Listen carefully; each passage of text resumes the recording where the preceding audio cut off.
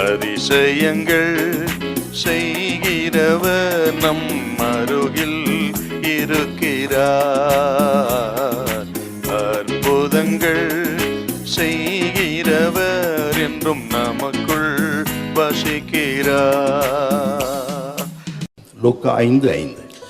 அதற்கு சீமோன் ஐயரே, ராம் முழுவதும் நாங்கள் பிரயாசப்பட்டும் ஒன்றும் அகப்படவில்லை. ஆகிலும் உம்முடைய வார்த்தையின்படியே வலையை போடுகிறேன். ஒரு தாழ்மையுள்ள ஒரு அறிக்கை. அப்பா சொல்றார், படகை ஆழத்துக்கு தள்ளி கொண்டு போய் வலைகளை போடுங்க.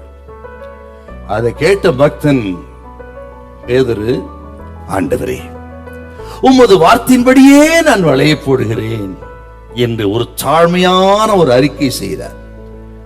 தனது இயலாமை, வெறுமை, தோல்வி, முழுவதும் பிரயாசப்பட்டு ஒன்று அகப்படாமல், திறமை தோத்து போயிருச்சு, அனுபவம் தோத்து போயிருச்சு, தொழில் தோற்று போய்விட்டது, எல்லாம் தோல்வி.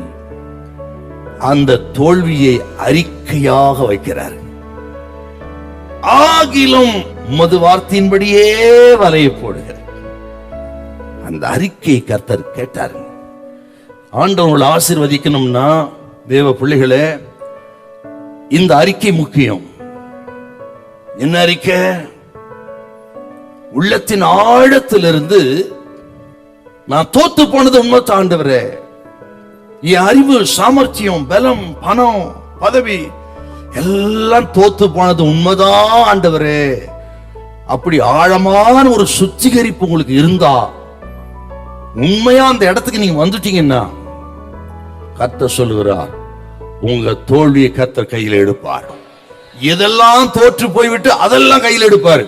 அதே வலைத்தான், அதே படகுத்தான், அதே கடல் தான், அதே மனிதன் தான். இப்ப எப்படிங்க ஜெயமா மாறியது?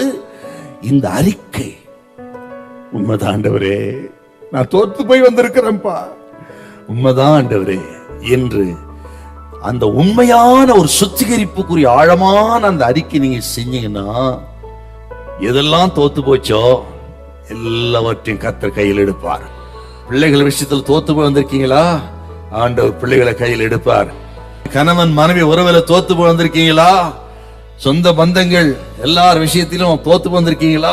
எல்லாவற்றையும் தேவ சமூகத்தை இன்றைக்கு ஒப்பு கொடுத்து அப்படி ஒரு தாழ்மையான அறிக்கை உண்மையா செய்யுங்க. உண்மையான ஒரு சுத்திகரிப்புங்க. அதை செய்ய நீங்க ஆயத்தமா இருந்தா அற்புதம் நடக்கும். ஆண்டவருக்கு அதிகமா பக்தியா இருக்கும் பொழுது ஜெபிக்கிற பிள்ளைகள், கர்த்தரை நெருங்கி இருக்கிற பிள்ளைகளுக்கு தான் சோதனை வரும். அதுவே முடிவல்ல, முடிவு மகிமையா இருக்கும். நீ இழந்து போனது ஒன்று குறையாமல் பெற்றுக்கொள்வாய். ஹல்லேலூயா, ஹல்லேலூயா.